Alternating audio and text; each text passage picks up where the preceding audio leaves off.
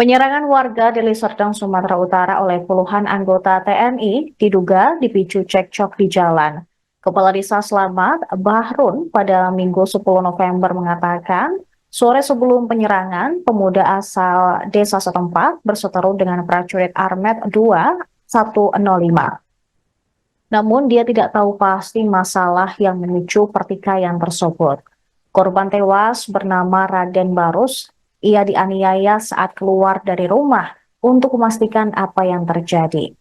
Bahrun pun sangat kecewa atas peristiwa ini. Terlebih Raden yang dikenal sebagai tokoh masyarakat tewas dengan luka memar di sekujur tubuhnya. Sementara itu, Panglima TNI Jenderal Agus Subianto mengungkapkan kronologi insiden di Deli Serdang beberapa waktu lalu berawal dari keberadaan kelompok atau geng motor di wilayah tersebut. Anggota TNI menegur karena geng motor tersebut mengganggu dan meresahkan masyarakat, khususnya terkait ketertiban di jalan. Menurut Agus, teguran yang diberikan anggota TNI tidak diterima oleh para anggota geng motor. Ketika hal tersebut tidak terima, kemudian terjadilah cekcok, adu mulut, dan berujung perkelahian massal. Perihal kemungkinan mereka yang terbukti terlibat akan dipecat, Agus mengajak untuk menunggu proses hukum selesai. Menurutnya, jumlah para oknum terduga pelaku yang terlibat bisa bertambah atau berkurang sesuai dengan proses hukum yang berlaku. Sementara itu, Kapuspen TNI, Maijen Herianto juga telah mengonfirmasi penganiayaan yang diduga dilakukan oleh oknum prajurit TNI yang menelan satu korban meninggal dan sejumlah lainnya luka-luka. Pihaknya masih terus mendalami motif penyerangan terhadap warga sipil di Kecamatan Sebiru-Biru, Deli Serdang yang terjadi pada Jumat malam. Kini seluruh korban luka akibat keberingasan prajurit TNI telah dirawat di Rumah Sakit Putri Hijau. Sebelumnya, Kapendam 1 Bukit Barisan, Kolonel Dodi Yuda juga menyampaikan seluruh prajurit yang terlibat dalam penyerangan tersebut telah ditangani oleh Pomdam 1 Bukit Barisan.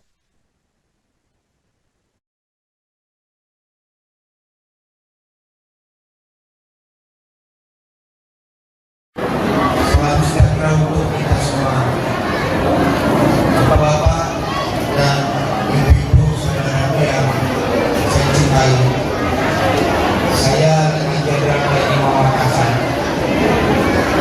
Pangdam 1 Bukit Barisan. Pada pagi hari ini, atas nama keluarga besar Pangdam 1 Bukit Barisan, kami menyampaikan permohonan maaf sedalam-dalamnya atas peristiwa yang kemarin terjadi. Kami mohon menjadi lebih bisa menghormati kritik oleh bapak-bapak dan ibu sekalian. Marilah kita melepas dia ayah anda, kakek, kita tertinggal Bapak Raden Aliman Barus yang telah kembali Papua Tuhan Yesus Yesus. Pada kesempatan ini, kemarin saya sudah bertemu dengan pihak keluarga, baik keluarga dari ayah, kakek kita, Bapak Raden Aliman Barus, termasuk beberapa keluarga kemarin masih dirawat.